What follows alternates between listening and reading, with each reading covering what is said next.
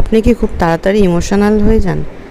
যে কোনো ব্যাপারে ইমোশনালি আপনাকে ব্ল্যাকমেল করা যায়, বা প্রচণ্ড বেশি চিন্তা করেন, প্রচণ্ড বেশি টেনশান করেন?